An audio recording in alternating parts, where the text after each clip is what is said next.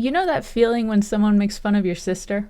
I was at peace, guys. I had said all I possibly needed to say about a modern adaptation of Dorian Gray and had been having some wonderful conversations with you guys about what that would even look like, what an adaptation could do, and all of the themes of that book. It was blissful. I had a full week of being ignorant and completely unattached from the drama that was going on with Wuthering Heights, and it was amazing. And then, when I heard about the Wuthering Heights drama, I didn't care. I'm not a Bronte girly, I'm sorry. However, the longer it festered in me, the more I was just like, oh wait, no, I actually do have feelings on this. And now this has become another 17 pages of my life and yet another Deadline article. I promise my entire personality is not just talking about Deadline articles that are talking about on-screen adaptations of classic works, but we're gonna do it twice in like 1 month, so, buckle up. I'm going to preface this video with two things. Number one, I am not a diehard Bronte girly. I prefer the works of their contemporaries to them, but I can at least respect what is there. Number two, this particular argument is one that I think is very interesting and a nice thought piece, but I am incredibly cynical on. So when I saw this Deadline article, it was not surprising to me, and one of those that I think didn't really spark outrage as much as a shrug and going like, yeah, alright. For those of us uninitiated, what am I even talking about? Well, you see, Deadline has just posted a new article. Margot Robbie and Jacob Elordi to star in Emerald Fennell's adaptation of Wuthering Heights from MRC and Lucky Chap. I don't actually know why people aren't happy with Margot Robbie in this casting, but I'm not really one of those people who's good at fan casting. But I do know that Jacob Elordi sparked a bunch of controversy because a lot of people consider the story of Heathcliff, who Jacob Elordi is slotted to play, as the story of a man of color. The text directly visually compares Heathcliff to the slur for Romani people that I will not be repeating here, and some people have interpreted him as a direct victim of the transatlantic slave trade. I am of many minds on these takes, and we're going to go over them in this short video that is going to be incredibly long for no reason.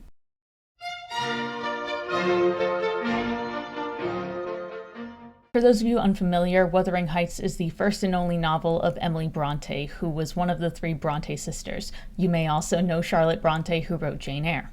The three of them worked on writing one novel each in the 1840s, which produced this work, Wuthering Heights, that took place in 1801, describing the affairs of a very rural family estate. Emily published Wuthering Heights under a male pseudonym, and it was heavily criticized by the Victorian public for many reasons. Amongst those critiques were people decrying it for its mental and physical cruelty, with people not being able to find a single redeeming quality to it. But what is it actually about? So Wuthering Heights opens in 1801, where we're following a man named Lockwood who has recently rented out a country home known as Thrushcross Grange. I'm not going to be able to pronounce that multiple times. We're going to call it TCC.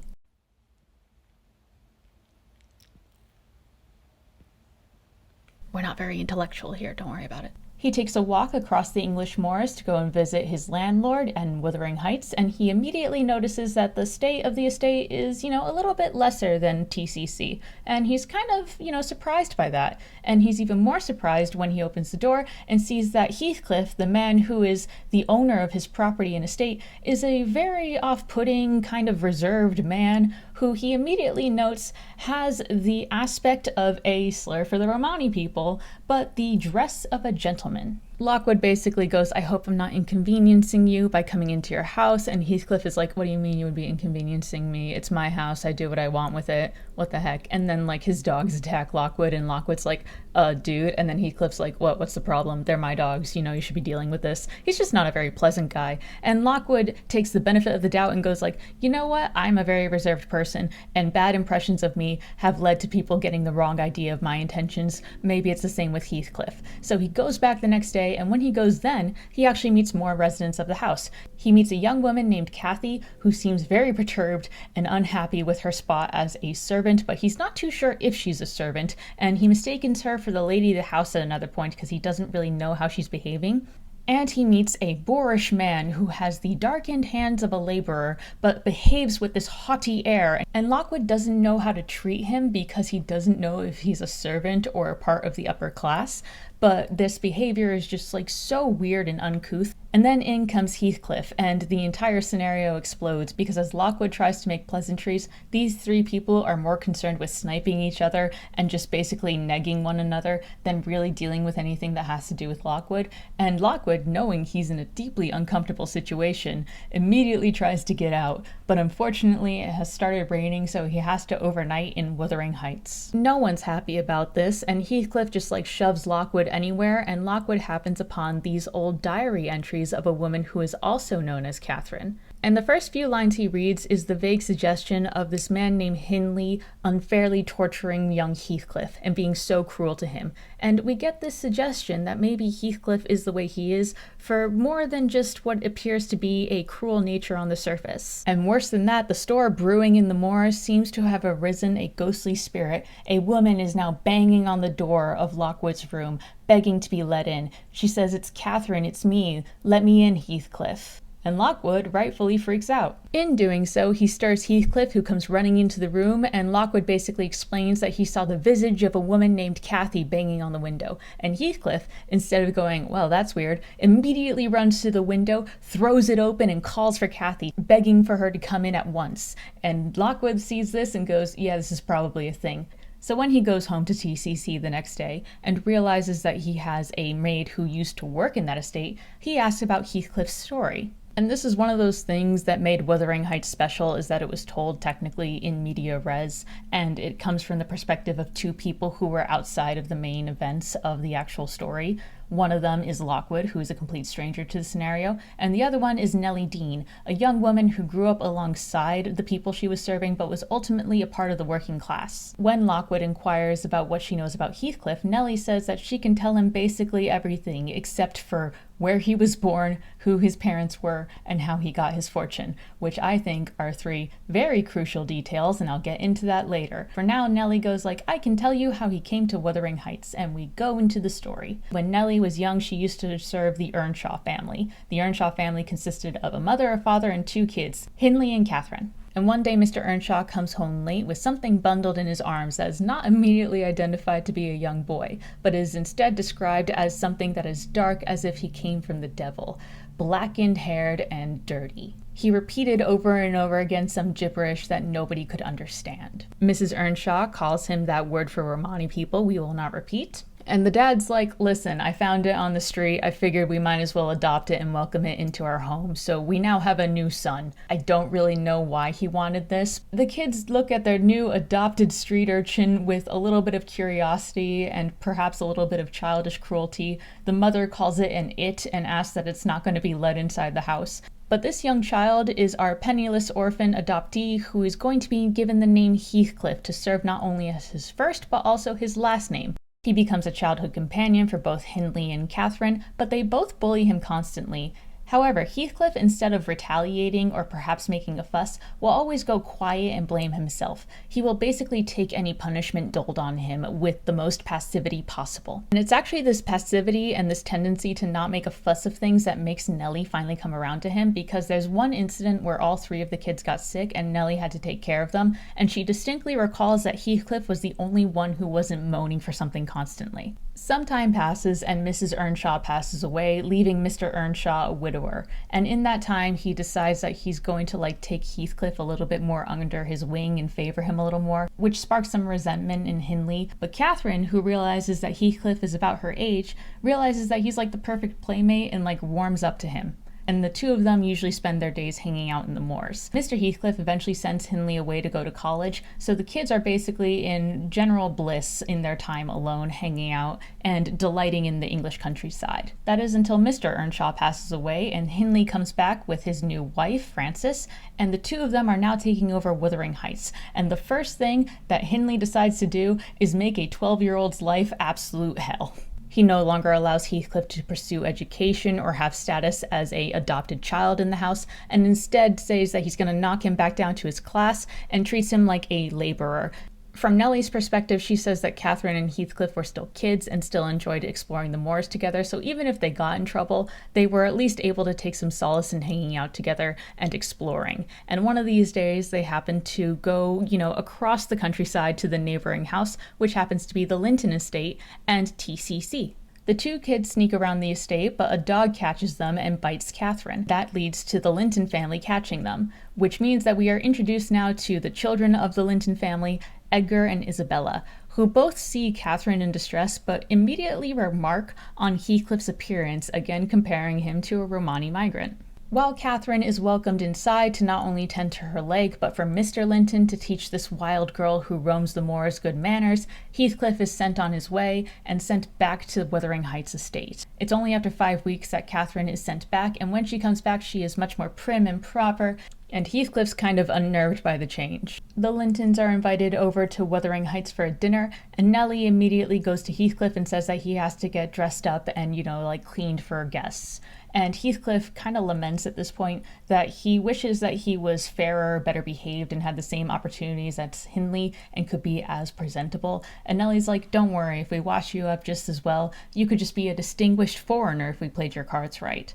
And so Heathcliff gets all ready for this dinner, and then when the Lintons arrive, it's actually discovered that basically the Lintons only agreed to come over if Heathcliff was going to be kept far away from the kids. So that sucks. So Catherine is spending more and more time with Edgar Linton, and Frances, who is Hindley's wife, passes in childbirth, but now Wuthering Heights has an heir, Hareton. The loss of his wife prompts Hindley to drink more often and to be even more cruel to Heathcliff. Catherine, who is of marrying age, now has to consider her prospects and decides that she's probably going to end up marrying Edgar Linton.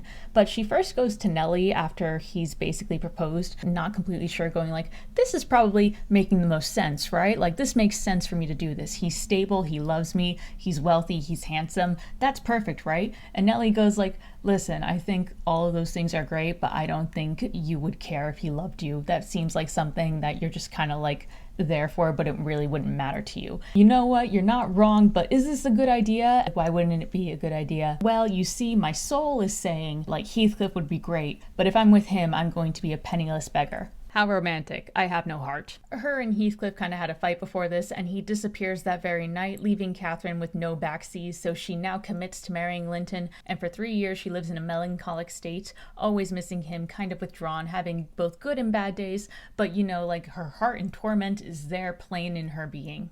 Heathcliff, in the meanwhile, is just gone for 3 years, and then comes back with a massive fortune. How? As in Victorian tradition, our poor hero leaves the country and comes back with a fortune and is now able to dominate anyone with the sheer size of his bank account. The first thing he does is start lending money to Hindley, who basically drinks it all away, and that is how he slowly gains ownership of Wuthering Heights through, economy. But Heathcliff's major concern is going to see Catherine and basically shoving it in her face what she's missing. It's at this point that Edgar's little sister, Isabella Linton, becomes important because she was a kid when Heathcliff left, and now she's 18 and suddenly has an interest in this new, dashing, charming man who's incredibly wealthy coming into town.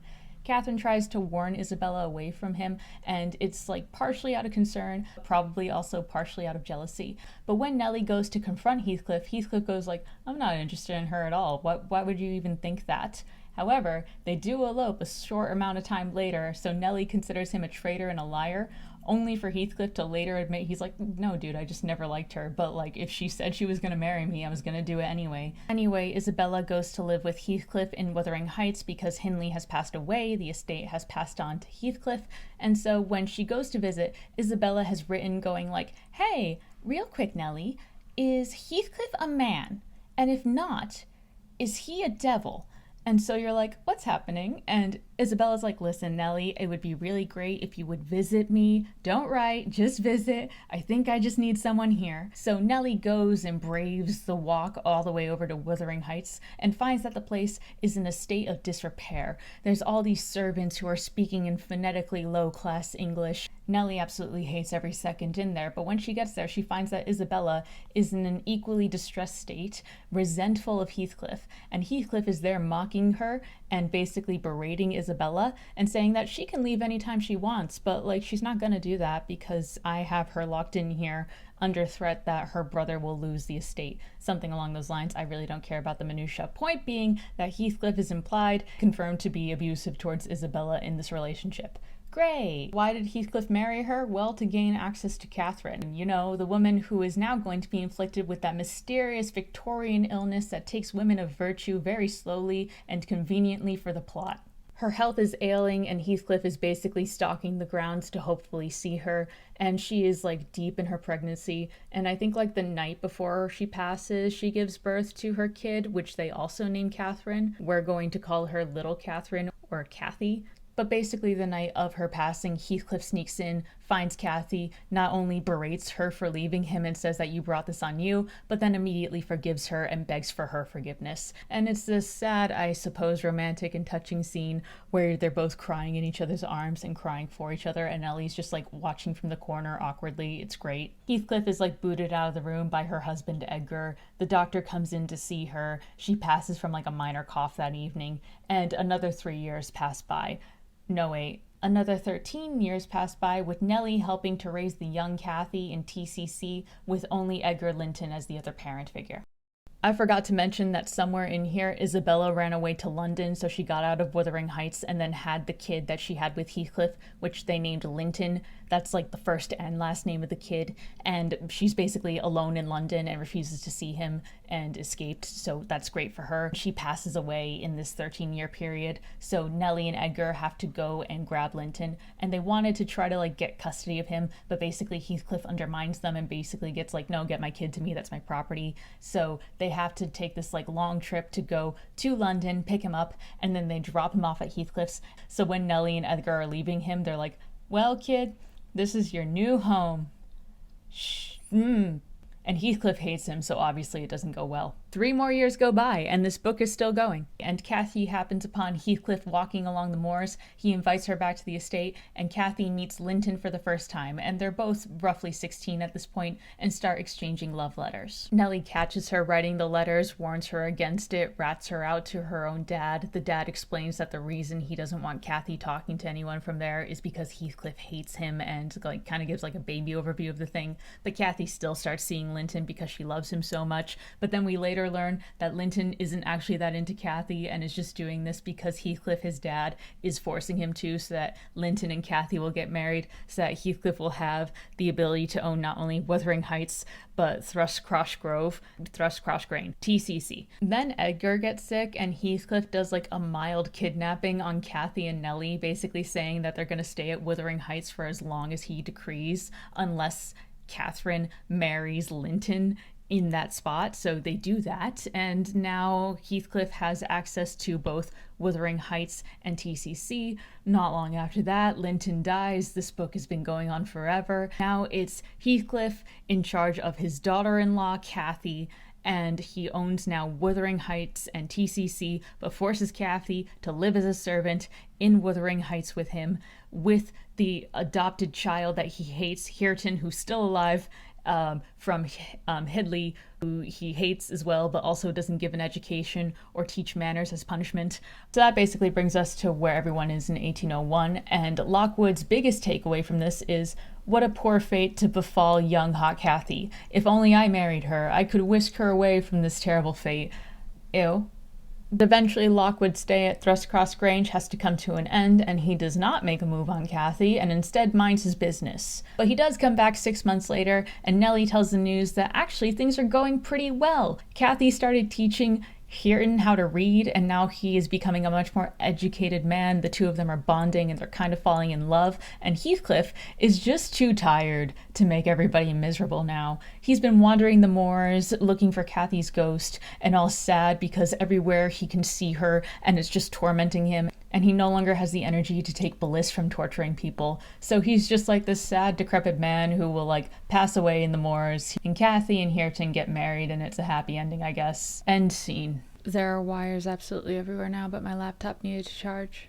Wuthering Heights is one of those books that engages with that weird Victorian association with physical goodness being present in your looks, to the point where you are fair and blonde and like really comely, and that will be a immediate signal of your virtue, and people who are not that are implied to be immoral or decrepit in some way. And that is something that Emily Brontë is actively playing with in this narrative. Even our character Heathcliff engages with it, where he longs to have finer features and better opportunities, and compares himself physically to others when accounting for his moral deficits. And it also seems pretty cut and dry that when Heathcliff is described, he is given the features of dark skin, dark hair, and dark eyes. All of these things, especially with the comparison to the Romani people, would suggest to you that, cut and dry, he's probably of a darker skin tone. I would say that 100% if it didn't lead into my biggest pet peeve. Words are funny. There's a lot of stuff that was used commonly in the 1800s that still has applicable meaning today that you can understand,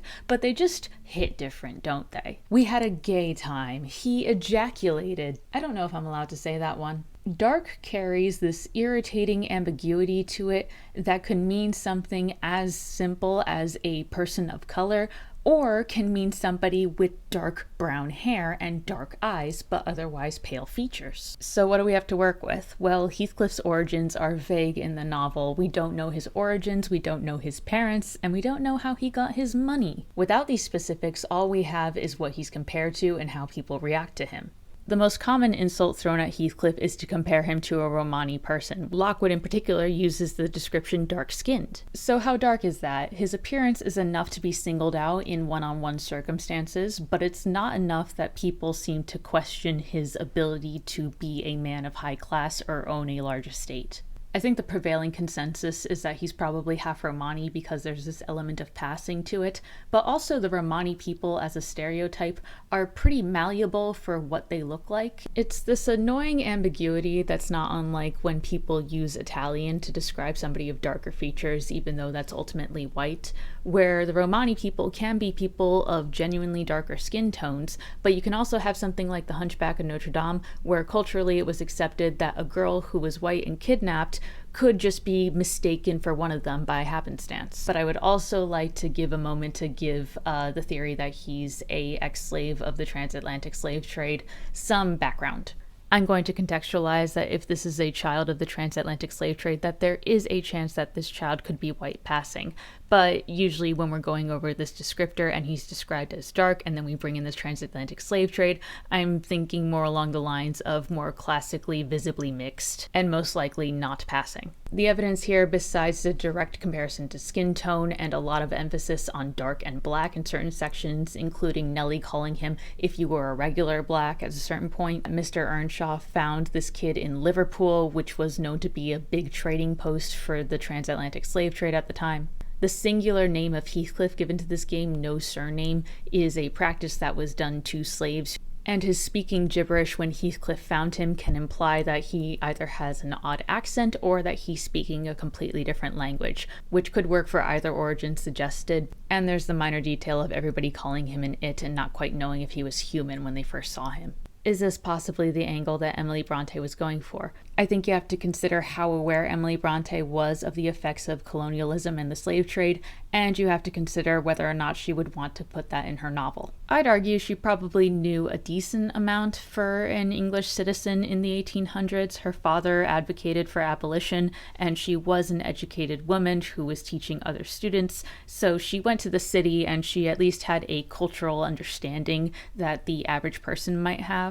Her sister Charlotte was at least somewhat interested in these ideas. You can see in Glasstown that there is a part concerning a fictional country of Algeria, which is based on some part of West Africa and had a lot to do with colonialism and the slave trade. She probably explained some of that to Emily, and they probably exchanged ideas on this concept. My point here is that it's possible. Liverpool could have been an intentional choice, the descriptors could have been this intentional type of darkness, and the gibberish could have been an intentional feed to saying that this was a language that wasn't familiar to an English-speaking ear.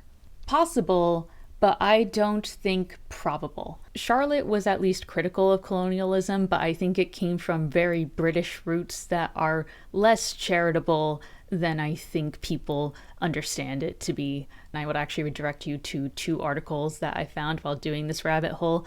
Ultimately, I'm not too sure how relevant it is for Emily, but we don't have much else to go on here. Number 2 is the most solidified concept in my mind, and that's the time period. This book is set in the 1780s. If you come into my comments section and started typing "Black men were not in England in the 1800s," don't be weird. Yes, they were. But is that what Wuthering Heights is doing? If it is, Emily Brontë didn't do a good job. Not only are his origins made ambiguous with only a vague reference to Liverpool and then an over-reliance on referring to Heathcliff as Romani, but there's also the reaction of Lockwood after hearing that Heathcliff went away to make his fortune for 3 years, where Heathcliff assumes that this man could have made his fortune on the continent, finished college or university, or gotten an education. He's asking all of these questions in the time frame of the 1780s. If Heathcliff is not a man who can pass as white and leaves Wuthering Heights penniless, his options are very limited. And that is not discussed, remarked on, or made an object of surprise by Lockwood, which I feel like would be an interesting novelty to him at the very least. What are Heathcliff's options for higher education off of the continent? This is the time of the Industrial Revolution where a lot of factory workers were elevating the middle class. Was there an ability for people to have a lot more social mobility regardless of their skin tone at this time because of that? Perhaps a participation in the slave trade itself or an indictment of it. If Heathcliff's character is classically an African slave, there's not much commentary that is made on here that it would be unique to that experience. Instead, it could be lumped together with any racially ambiguous individual. Heathcliff goes away and comes back with money 3 years later, and we're not meant to discuss the origins of how that is possible. Even Monte Cristo and Gatsby took time to explain that.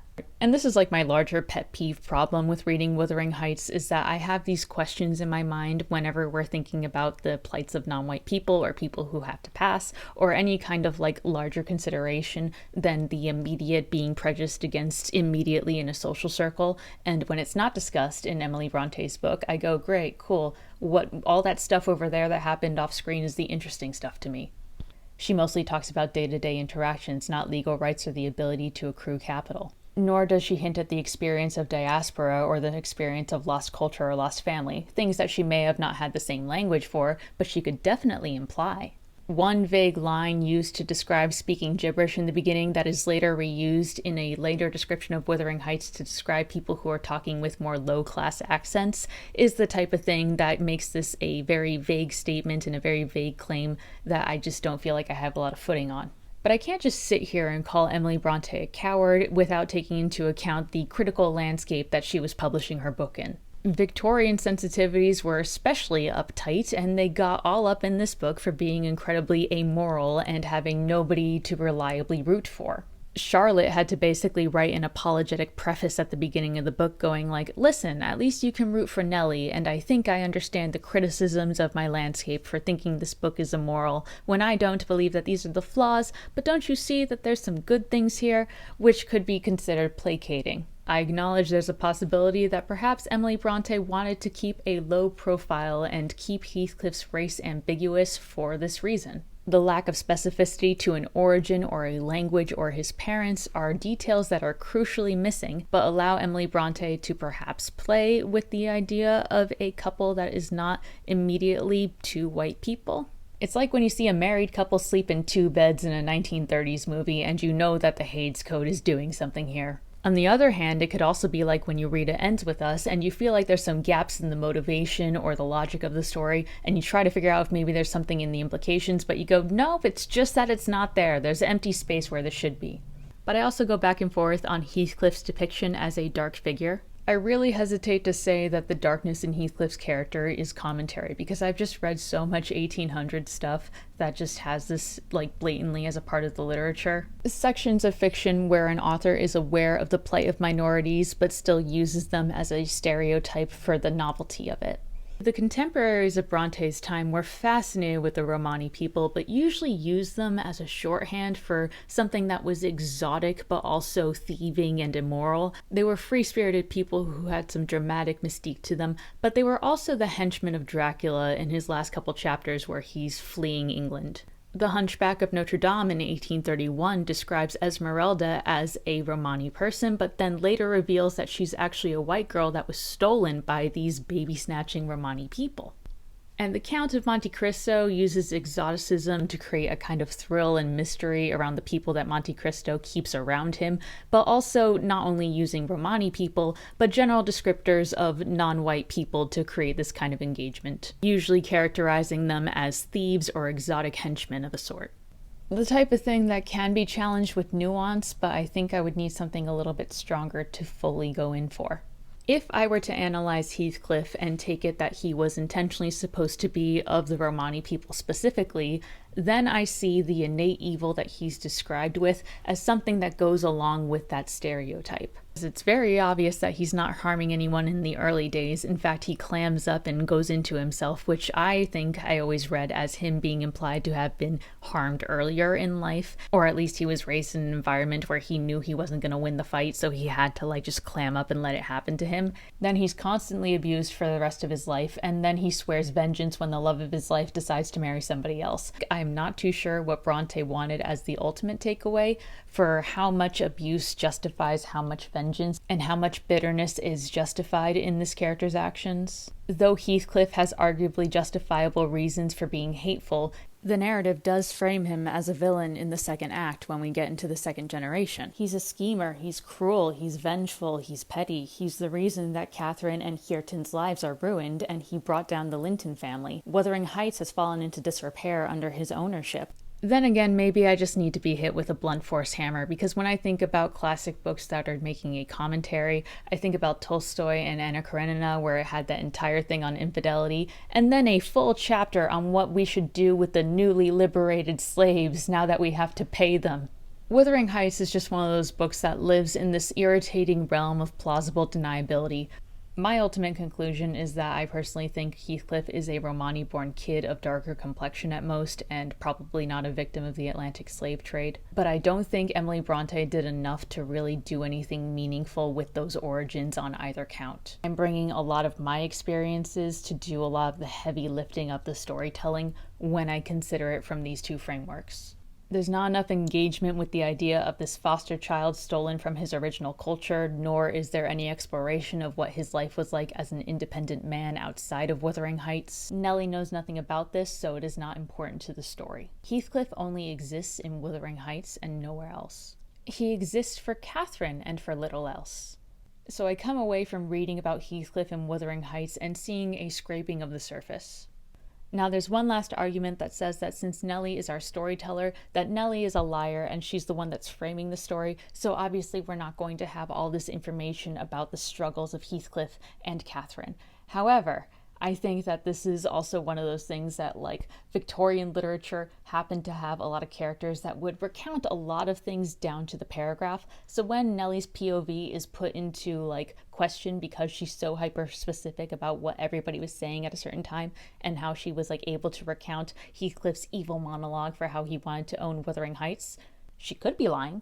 But she could also just be Emily Brontë writing in the style of the time where a lot of side characters were able to recount all these very in-depth stories about people happening down to what was said and when, because that was just, how information was conveyed. I will link a fascinating thesis on this below because I think there's stuff in here that is definitely Nelly's bias, but I think Nelly's bias is very obvious. I don't think that we're supposed to consider major events untrue, especially when we have Lockwood having that first impression of all these miserable people in the house. I don't believe that all of that is unprompted. And if Nelly is lying about those events, then what's the point of us learning anything about the House of Usher. What's the point of us learning anything about Wuthering Heights? I think the way that Emily Brontë employed Nelly as an unreliable narrator can be best made an example of when you see Heathcliff go to visit Catherine on her deathbed. Nelly describes all these animalistic and savage descriptors to talk about Heathcliff, but if you're reading this with a sympathetic eye, you also just see a man in distress who is facing the love of his life who he has complicated emotions for. You can see in that scene that Nelly observes all of this emotion that both of these characters have been repressing, and this relationship that she did not have a window into is now being shown to her for this brief glimpse.